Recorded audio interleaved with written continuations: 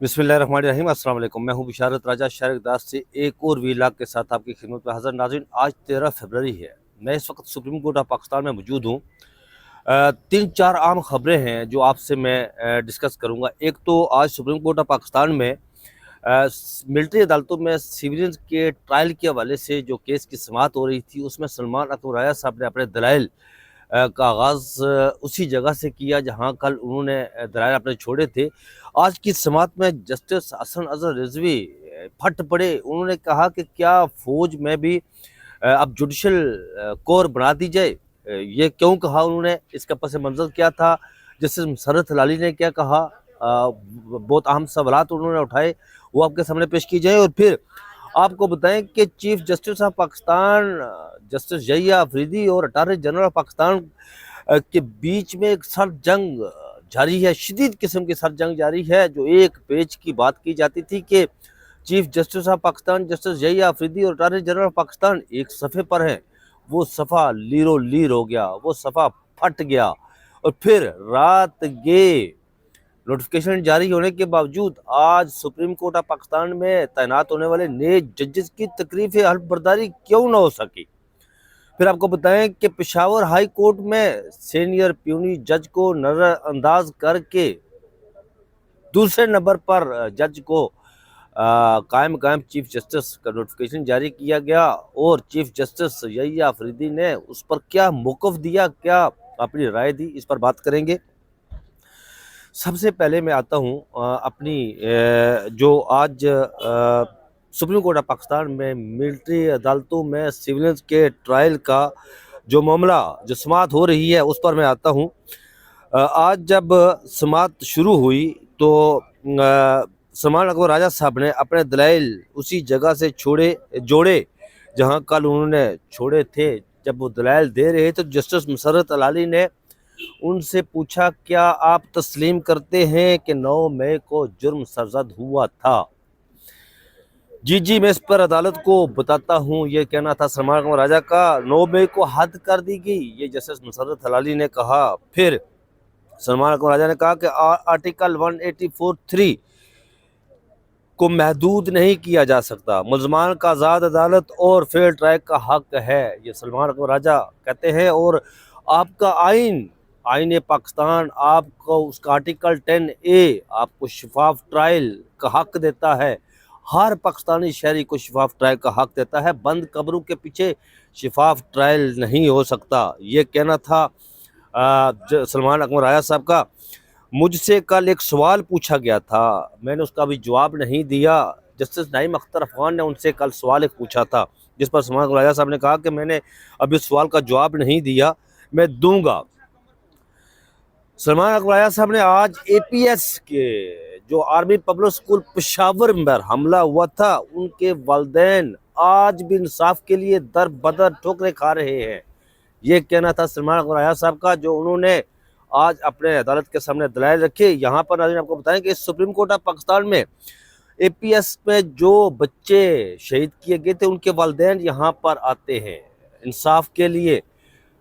माजी के काजी फाइसा के दौर में भी वो यहाँ पर आए थे, उन्होंने प्रेस कॉन्फ्रेंस की थी, सिर्फ उन्हें तिफले तसल्ली देकर वापस भेज दिया गया था।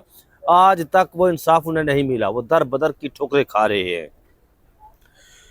जस्टिस हसन अजहर रिजवी बोले कि फौज में एक इंजीनियरिंग कोर होती है, उसके साथ एक मेडिकल कोर होती है। उनका ये भी कहना था कि इस इंजीनियरिंग कोर और मेडिकल कोर में माहिर डॉक्टर और इंजीनियर मौजूद होते हैं। क्या हम फौज के अंदर एक मेडिकल कोर, एक जुडिशल कोर बना दी जाए, ये कहना था जस्टिस हसन अजहर रिजवी का।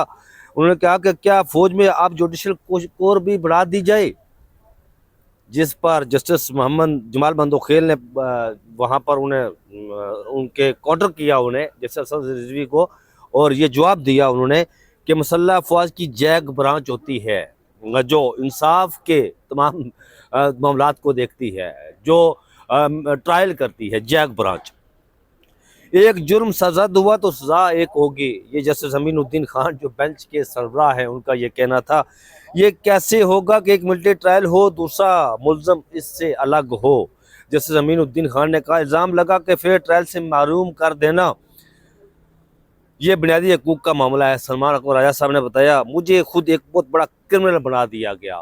سلمان اکبر راجہ صاحب نے عدالت کو بتایا، انہوں نے کہا کہ مجھ پر بھی کیسز بنا دیے گئے اور مجھے کہا جا رہا ہے کہ آپ کو ملٹری کسٹڈی میں لیا جائے گا، آپ کا ملٹری ٹرائل ہوگا، جس پر جسٹس محمد علی مظہر نے کہا کہ آپ کے خلاف ایف آئی آر میں ارتکاب دہشت گردی کی دفعات لگی ہوں گی، کیا آپ کی ملٹری کسٹڈی مانگی گئی ہے؟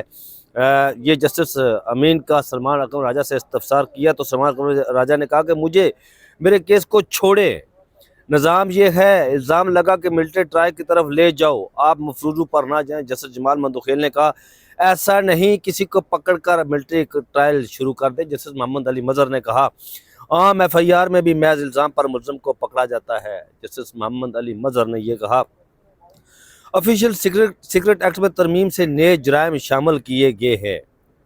یہ ناظرین یہاں پر جسٹس مسرت العلی نے یہ کہا کہ جب 21ویں آئینی ترمیم آرمی پبلک سکول کے وقت، ناظرین آپ کو یاد ہوگا کہ اس وقت جب حملہ ہوا تھا آرمی پبلک سکول پر، تو اس وقت 21ویں آئینی ترمیم لائی گئی تھی جس میں ملزمان کا ٹرائل ملٹری عدالتوں میں کیا جانا تھا۔ تو جسٹس مسرت العلی نے پوچھا کہ آپ کی ایک سیاسی جماعت نے اس وقت بڑی حمایت کی تھی، تو سلمان اکبر راجہ صاحب نے کہا کہ میں کسی سیاسی جماعت کا حصہ نہیں تھا، جس پر جسٹس مسرت العلی نے کہا کہ چلیں یوں کہہ دیتے ہیں کہ ایک سیاسی جماعت نے بھی 21ویں آئینی ترمیم کی تحت ملٹری کورٹس کی حمایت کی تھی اس وقت، جس پر سلمان اکبر راجہ صاحب نے کہا کہ اس وقت انہوں نے غلط کیا۔ جسٹس مسرت العلی نے کہا کہ یہ کیسے ہوا، یہ کیسے ہو گیا کہ جب آپ اپوزیشن میں ہوں تو آپ کہیں کہ اس وقت غلط ہوا اور جب آپ حکومت میں ہوں تو کہیں کہ ٹھیک ہوا، جس پر جسٹس جمال مندوخیل نے کہا کہ 21ویں آئینی ترمیم کا اس میں ایک اچھی بات تھی کہ اس میں سے سیاسی جماعتوں کو باہر رکھا گیا تھا کہ اس کا اطلاق سیاسی جماعتوں پر نہیں ہوگا۔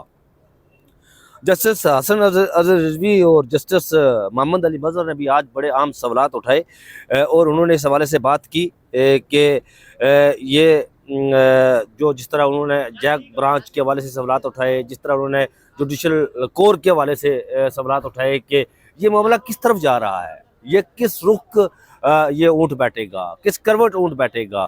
یہ تو نہیں ہو سکتا کہ ہم یہاں بات کریں کہ سولین کا ملٹری ٹرائل ہو۔ یہ جسٹس محمد علی مظہر اور جسٹس حسن رضوی نے، اور پھر جس طرح آج دلائل، جس طرح آج سوالات اٹھائے جسٹس مسرت العلی نے، جسٹس جمال مندوخیل نے بھی بہت اہم سوالات اٹھائے۔ بظاہر آج تک کی جو سماعت ہوئی ہے، بظاہر یہ لگ رہا ہے کہ اس میں، ناظرین میں ہمیشہ یہ کہتا ہوں کہ سیکشن جو 1D ہے اس کو بحال کیا جائے گا اور ملٹری عدالتوں میں سیولین کا جو ٹرائل ہے، اس فیصلے کو جو جسٹس اجاز الحسن کی سربراہی میں 5 رکنی بینچ اس کیس کی سماعت کر رہا تھا اور جو فیصلہ انہوں نے دیا تھا اس فیصلے کو بحال رکھا جائے گا، لیکن اس میں جو وہ کالعدم قرار دی گئی تھی سیکشن 1D اس کو دوبارہ بحال کر دیا جائے گا۔ بظاہر یہ میری انڈرسٹینڈنگ، میری جو ریڈنگ ہے آج تک کی سماعت، میراتھن سماعت ہو رہی ہے یہاں پر، اس کے سننے کے بعد میری انڈرسٹینڈنگ اور میری ریڈنگ یہی کہہ رہی ہے۔ فوجی عدالتوں میں سولین کے ٹرائل کی سماعت جو ہے وہ 18 فروری تک ملتوی کر دی گئی، کیونکہ جسٹس محمد علی مظہر اور جسٹس حسن اظہر رضوی کراچی جا رہے ہیں، وہ دستیاب نہیں ہوں گے، اس وجہ سے انہیں جو ہے وہ سماعت 18 فروری تک ملتوی کر دی گئی۔ ناظرین آپ کو بتائیں کہ chief justice of Pakistan justice Yahya Afridi اور اٹارنی جنرل پاکستان منصور اعوان کے بیچ میں جو سرد جنگ اس وقت جاری ہے، وہ ایک پیج پر نہیں رہے۔ وہ صفحہ جو کہا جا رہا تھا کہ اٹارنی جنرل پاکستان اور چیف جسٹس ایک صفحے پر ہے، وہ صفحہ اب لیرو لیر ہو گیا۔